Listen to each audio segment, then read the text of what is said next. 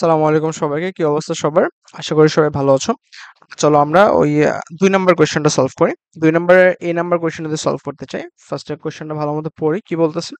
বলতেছে explain why the graph below is not a strongly connected graph. Okay. Also explain why it is weakly connected. Okay. Determine the strongly connected component from the graph. Okay. আমাকে ৩ টা জিনিস এখানে বের করতে হবে। এটা কেন স্ট্রংলি কানেক্টেড না এবং এক্সপ্লেন করতে হবে এটা কেন উইকলি কানেক্টেড এবং স্ট্রংলি কানেক্টেড কম্পোনেন্ট গুলো বের করতে হবে। ৩টা কাজ। ঠিক আছে? আচ্ছা।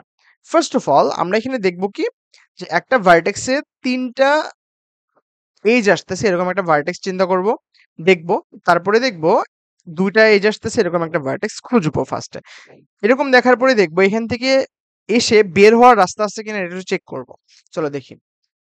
এখানে ৩টা লাইন আসতেছে এরকম কোনো ভার্টেক্স নাই। এখন আসে ২টা ভার্টেক্স আসতেছে এরকম একটা লাইন এই যে একটা। যেখানে ২টা আসতেছে বাট একটা দিয়ে বের হয়ে যাচ্ছে তার মানে এটা আইসোলেটেড না। এইটা আচ্ছা এখানে দেখো এখানে একটা লাইন আসতেছে এই দিক থেকে একটা লাইন আসতেছে বাট এখান থেকে বের হওয়ার কোনো রাস্তা নাই তার মানে এটা একটা আইসোলেটেড জায়গা। আচ্ছা এটা যেহেতু একটা আইসোলেটেড পয়েন্ট তার মানে তুমি বলতে পারো যে এই এফ এর কারণে হইলেও এটা স্ট্রংলি কানেক্টেড না কারণ স্ট্রংলি কানেক্টেড এর ইয়েটা কি প্রপার্টি কি স্ট্রংলি কানেক্টেড প্রপার্টি হলো তুমি যে কোনো ভার্টেক্স থেকে যে কোনো জায়গায় মুভ করতে পারবে কিন্তু তুমি দেখো এফ থেকে কোথাও মুভ করতে পারবে না তাহলে এটা একটা বাধা স্ট্রংলি কানেক্টেড হওয়ার জন্য তাহলে তুমি সিম্পলি আমি এভাবে লিখতে পারি স্ট্রংলি কানেক্টেড না কেন হিয়ার এখানে লিখতে পারি সে here we can't we can't move from F to another vertices.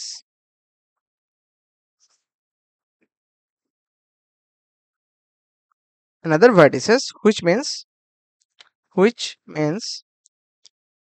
this is not a strongly connected graph.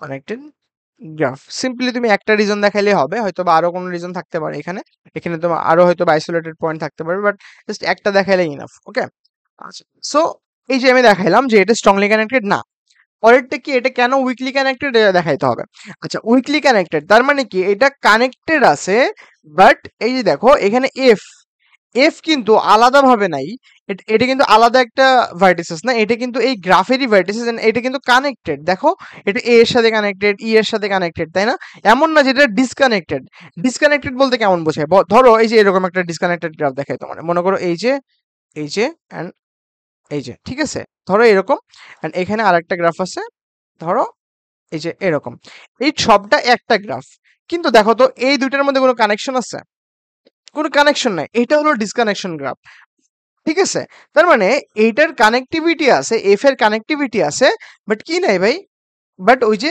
Strongly না এটা উইকলি ঠিক আছে আমরা এইভাবে লিখতে পারি here F is connected F is connected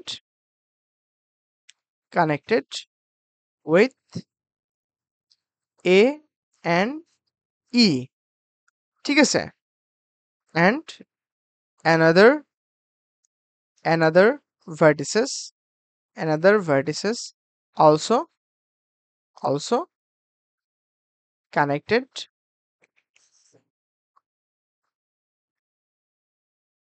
also connected with another vertices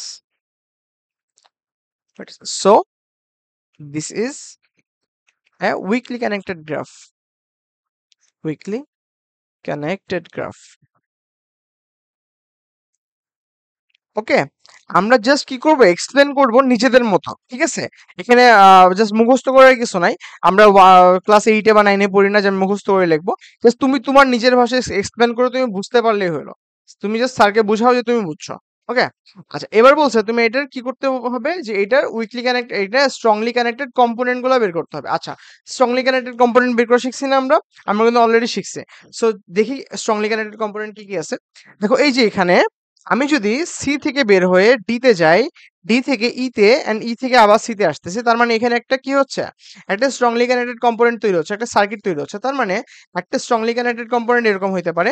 কিরকম হইতে পারে? যে এরকম C, D, E and C. আচ্ছা, এই গেল একটা। এবার আর কি হইতে পারে? আর কি কোনো ইয়ে হচ্ছে? দেখো তো। আম এখান থেকে গিয়ে এদিকে গিয়ে এখানে গিয়ে তো লাভ নেই, এটা আইসোলেটেড হয়ে যাচ্ছে। এই বক্স এই চারকোনাটা কি হচ্ছে? এখান থেকে এসে এদিকে গিয়ে না, এদিকে যাইতে পারতেছে না। তার মানে এখানে সার্কিট শুধুমাত্র একটা। তার মানে এখানে শুধুমাত্র ই, ডি এবং সি একটা সার্কিটের মধ্যে আবদ্ধ। বাকি বি, এ এবং এফ, এই তিনটা হলো আলাদা আলাদা কম্পোনেন্ট। অর্থাৎ এফ, এই টোটাল চারটা হলো উইক স্ট্রংলি কানেক্টেড কম্পোনেন্ট। একটা হলো সার্কিট আর বাকিগুলো হলো ইন্ডিভিজুয়াল এক একটা করে ভার্টাস। ঠিক আছে? আশা করি বুঝছো। এখানে যেগুলো দেওয়া ছিল এগুলো এইভাবে এক্সপ্লেন করতে পারবা তোমরা। ওকে? চলো নেক্সটে যাই। নেক্সটে বলতেছে draw a directed weakly connected graph for of your choice. তুমি নিজের চয়েস মতো একটা ডাইরেক্টেড উইকলি কানেক্টেড গ্রাফ আঁকতে পারো, কোনো প্রবলেম নাই। সো এখানে আমি একটা নিজের চয়েস মতো আঁকি। জিনিসটা কি করবো? তোমার চয়েস মতো বলছে, তুমি যত ইজি করতে পারো, নো প্রবলেম। সো আমি ধরো একটা ইয়ে লিখলাম, মনে করো এটা এ, এটা বি, এটা সি। আমি তিনটার মধ্যে শেষ করে দিতে চাচ্ছি। এখানে কি বলতেছে যে ড্রয় উইকলি কানেক্টেড গ্রাফ। আচ্ছা, চারটা লিখি। সো আমি যদি বলি যে এখানে একটা সার্কিট থাকবে যেটা নিজেদের মধ্যে কানেক্টেড থাকবে। দেখো নিজেদের মধ্যে কানেক্টেড, এটা যে কোনো জায়গা থেকে যে কোনো যাইতে যাইতে পারবে। বাট এই এতে এতে কি হবে? যাইতে পারবে বাট আসতে পারবে না কোনো দিক থেকে। দেখো তাহলে এটা কি হয়ে গেল? একটা ডাইরেক্টেড, একটা উইকলি কানেক্টেড হলো না? উইকলি কানেক্টেড হয়েছে কিনা দেখো। এটা কিন্তু উইকলি স্ট্রংলি কানেক্টেড কম্পোনেন্ট আছে বি, ডি, সি, বি। এটা কিন্তু নিজেদের মধ্যে চক্রাকারে ঘুরতেছে, নিজেদের মধ্যে যে কোনো জায়গায় তারা নিজেদের ভাবে নিজেদের মধ্যে স্ট্রংলি কানেক্টেড। বাট এই যে এ কিন্তু আইসোলেটেড, কারণ এতে যাইতে পারবে বাট আসতে পারবে না।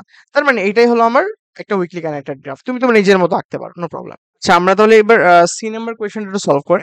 সি নাম্বারটা কি বলতেছে? The following matrix represent the adjacency matrix of a directed graph. আচ্ছা, বলে দেওয়া আছে ডাইরেক্টেড গ্রাফ যেটার 6টা ভার্টিসেস আছে শেষ পর্যন্ত। Draw the graph from the adjacency matrix. অর্থাৎ এই ম্যাট্রিক্সটা ইউজ করে আমার এটার গ্রাফটা ড্র করতে হবে। আচ্ছা, সো ফার্স্ট আমরা কি করি? ভার্টেক্স গুলো নিয়ে নেই। চলো ভার্টেক্স গুলো আগে নিয়ে নেই। এ,